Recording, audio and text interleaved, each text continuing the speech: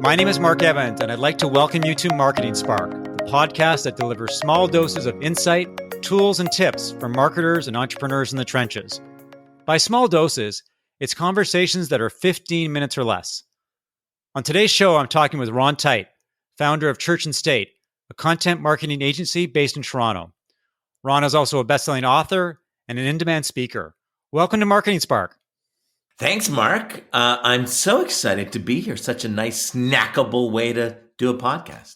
We're going to cover a lot of ground in 15 minutes, so let's get started. I wanted to begin by asking you about your most recent book, Think, Do, Say, which I think captures your approach to marketing in a noisy, busy world. Can you walk me through the different components? As you can probably imagine, there are three components to the book, Think, Do, Say. There's the think part, the do part, and the say part. You know, the problem with with a lot of organizations, and it really is, it's an operating system for an organization. It can be an operating system for a leader, or it can be a marketing system or an operating system for marketing. Many organizations, many marketers, many leaders choose one of the three. So they're like, they think, and never actually do anything, which is useless. It's just useless. They overanalyze stuff. Or it's the organization that does. They're so focused on execution that they're just, head down. They're do. It's not strategically aligned. It's totally random. And they're a sweatshop and no one wants to work with them. Worse is the people who just talk about it, right? They're all say that they just talk about the things they're going to do, but they never actually do them. And those, if it's an organization, they experience great churn. If it's a person, they get found out. So it really is all three together. So the think side is around, what do you fundamentally believe? In your heart of hearts, what do you fundamentally believe? Don't tell me what you sell, because other people sell that probably. What do you believe? What is your corporate purpose? And that is not, what is your social cause? That is not, what charities do you support? This is corporate purpose. Why do you do what you do? Then the do part is, what do you fundamentally do to reinforce that purpose? And yes, that include what products do you make? That include what clients do you chase? But what do you do? What is the experience for the people who interact with that purpose? How do you bring that purpose to life? And then the third part is, look, if you believe in something more important and you behave in a way consciously that reinforces that belief, that's worth talking about. Like, it's just worth talking about. So if it's worth talking about, then you should probably say it in a compelling way, in a consistent way. And when you combine all those three together, what you end up with is an organization that is bound by purpose. They are defined by their action, and they are adopted and they grow through their communications. That is Think, Do, Say. It's interesting because a lot of companies in this current COVID environment, there's a lot of do and there's a lot of say. And the problem is that there's not a lot of think. My take is that companies aren't taking a smart, strategic approach to marketing. In many cases, they're just throwing spaghetti at the wall to see what sticks. And as a result, I think you're getting a lot of noise out there and a lot of marketing that frankly isn't effective. Yeah. My friend Warren Tomlin, who's at EY, has a great line for this, which is, it's random acts of digital. So they're just chasing random things, right? Like they hear a speaker like me or you, or they're like, a new platform comes out and they're like, we got to be on TikTok, right? And they're just chasing these random things that aren't strategically sound, and they're not laddering up to a higher purpose. The result of that, Mark, is it's not only is it chaos, but it leads to higher margin, or a lower margin, higher cost. It leads to a poor definition of success for your team. It leads to clutter around message. And then you step back and you go, we should have just done what we did last year. It is a horrible way to do it. Yeah, I think people they feel like they should be sprinting around doing a bunch of random things, opposed to stopping and really establishing what they believe and then chasing only the things that deliver on that. Yeah, I think it makes a lot of marketers feel better because they can somehow justify to their bosses that they're busy and active and doing stuff. Yeah. When we were Talking in advance of this podcast, you talked about a concept of digital letdown and how advertising has become increasingly and overly complicated. Why has that happened, and what are brands doing wrong? I think the core understanding, and I started as a traditional creative guy. I was doing TV spots and print ads and everything else. And I just remember all the digital folks who came in and, would say, "Oh, just you wait. Oh, just you wait. Oh, advertising is going to be nirvana. We're going to be able to customize messages on an individual level. People will only see the ads that are specifically targeted at them and their interest. And it's going to get rid of all the waste and all the crap that you make." And I was like, all right, let's see where this goes. Where did we land? We landed in a place where people took digital and used it for scale. And so now it's not about customization at all. It is about touching, inappropriately or appropriately, as many people as possible.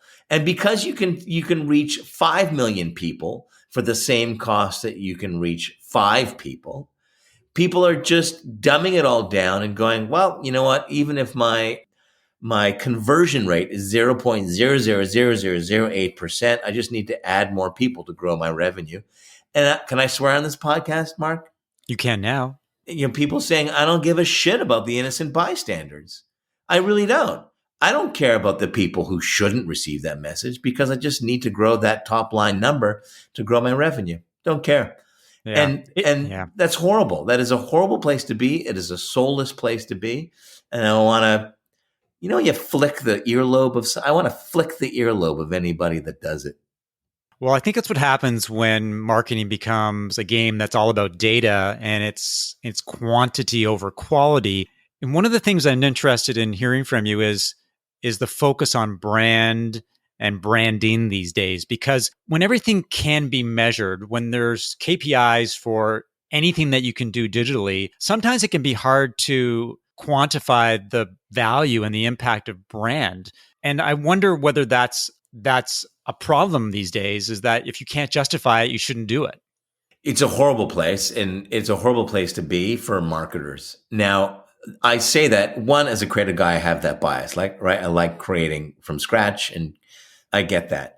I do value the ability that to look at a piece of work and say, this is not performing as well as this other piece, or how can we optimize this piece to make it perform better? I get that. I totally get that.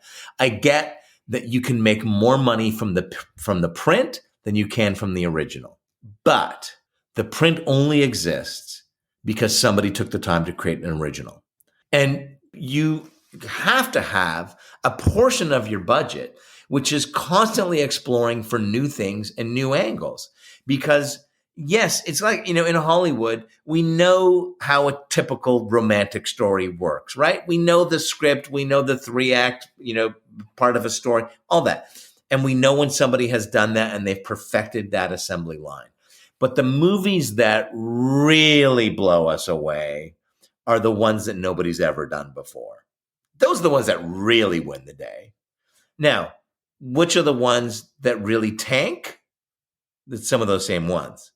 So you can either follow, the benchmark of what you should do and use the data to say, well, we find that a headline that starts with a 3-syllable word performs better. And you can do that, all day long and get a pretty good level of performance. Fine, go for it. But if you really want to hit it out of the park, you got to do the stuff that nobody has ever done before. And the fact that data tells us what works, that doesn't compute in stuff that you can't say, give me something that has never been done before and give me the benchmarks of how it's going to do. Right. Those things are mutually exclusive. So if you look at marketing as a pendulum, where we had at one point in time, it was all about creative, and now the pendulum has swung all the way to data. Do you see the pendulum coming back? And what's a happy balance? What's a happy balance between creative and data? I guess ideally they inform each other. Yeah, 100%. I wrote a piece for Canada Post on this. my background's in comedy, and here's what I know about comedy. For let's say Chris Rock. Chris Rock does a bit. He writes a bit, the original bit. He's really creative in that.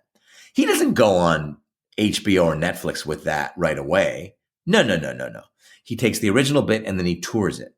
And he uses the data, the just-in-time data of the audience response to go, oh, when I flicked my hand when I delivered the punchline like that joke delivered, it performed way better. And so he perfects it by using real-time data over time. And by the end, the end of the year when he shoots his Netflix special, there is no improv in that comedy whatsoever. You don't improvise an 8-camera shoot Netflix special. You just don't. He knows specifically what is going to work in that environment because he's used data along the way. So great creative becomes great performing, optimized creative. One becomes the really original creative idea becomes the optimized idea. But you can't just leapfrog all the way to the optimized idea and only lead with a data approach. It just doesn't work. I have to ask you about your racing car metaphor and how marketers have to navigate the curve so they hit the proverbial straightaway as effectively and efficiently as possible. Can you provide a little bit of color on how that metaphor works? Yeah, and I say this as a dude who hates car racing. Like I hate Formula One and NASCAR. But here's what I know. I know that I know that it's pretty easy to race in a straightaway, right? Like you just gun it and that's it. I also know that races aren't won in the straightaways. Races are won in the corners. And so when a driver enters a corner, what they do is they slow down. They slow down so they can get control of the car. They need to do that. They need the car stable. And once they get the car stable, that's where we're at right now. We entered the corner and businesses and marketers needed to go, whoa, whoa, whoa, whoa, whoa, whoa, whoa. There's a whole bunch of stuff happening. Let's just get things stable. Let's look at the data. Let's look at the dashboard. And every single one of us slowed down as we entered the corner. Now, the amateur driver like me would think, just wait until the corner's over, man, then gun it again. But the professional driver knows that is not how it works. The professional driver knows once you've reached stability, you accelerate in the middle of the corner. And you do that so that you can leave the corner with as much momentum as possible. And so we're in the middle of a corner. People are using the phrase new normal. That means we've reached stability. It's time to gun it. And those brands and those organizations who accelerate earlier in the corner will have more momentum coming out of the corner whenever the hell that is. So people need to step on the gas. And that is C2C leadership. It's when you enter an environment of chaos, you need to introduce some composure. But once you've reached composure, you got to make sure that you don't hit complacency. So you introduce chaos to the composure to gain momentum. Sounds like a very interesting approach to management. I have to ask you about speaking because you're an extremely busy speaker. I think last year you may have talked somewhere in the range of 75 times, which is incredible. What's it like to be a public speaker in the time of COVID? I liken it to like being on IMAG. And so those who speak will know IMAG, IMAG is when a camera shoots you. You're live on stage in front of 500 people. And they put you on the screens, right? So the crowd is in the room watching you, but the reality is they're really watching the screen.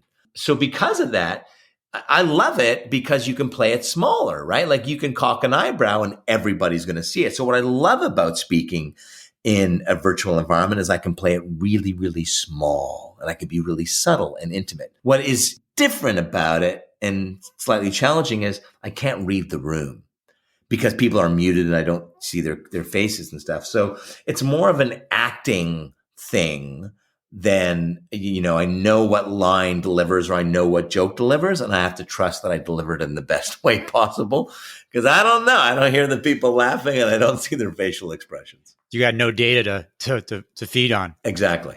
So are you doing a lot of public speaking these days? And yeah. And how do you what are the best speaking engagement these days? How can you tell what kind of metrics are you getting that says you did a great job? Because there's no applause these days, or maybe there is. There's no applause. There's also a lack of social media. Before if I went in and spoke to 1,000 people, I'm going, okay, there are going to be 200 tweets that say something, and I'll be able to know like just that reaction of how people aren't doing that. They're not tweeting like I'm in a webinar. This is amazing. Like they're just not doing that. So I'm doing about one a week. They're all over the place from 50 people to 800 people. And my favorite ones are when I can spend a little bit more time on Q&A and I can deal with individual questions because that's real time, right? And it's so like if you speak for half an hour and take Q&A for half an hour, that's amazing because then you can be really, really helpful to individual people. And there's value in that because if it's just the speech, then they can go to YouTube and see that. So I love really, really doing just in time speaking through Q&A. Well, this has been terrific, Ron. I really appreciate your perspective on marketing. I love the racing car metaphor. I think it says a lot about how companies should approach marketing these days, is really come out of the corners in the right way. And the most successful companies at the end of the day will be even more successful because they'll be able to leverage their momentum and take advantage of marketing. Thanks for listening to another episode of Marketing Spark. If you enjoyed the conversation, leave a review as well as subscribe via iTunes or your favorite podcast app. If you like what you heard, please rate it. For show notes of today's conversation and information about Ron, visit markevans.ca/blog. If you have questions, feedback, or would like to suggest a guest, send an email to mark@markevans.ca. To learn more how I help B2B companies as a CMO for hire, consultant, and coach, visit markevans.ca. Talk to you next time.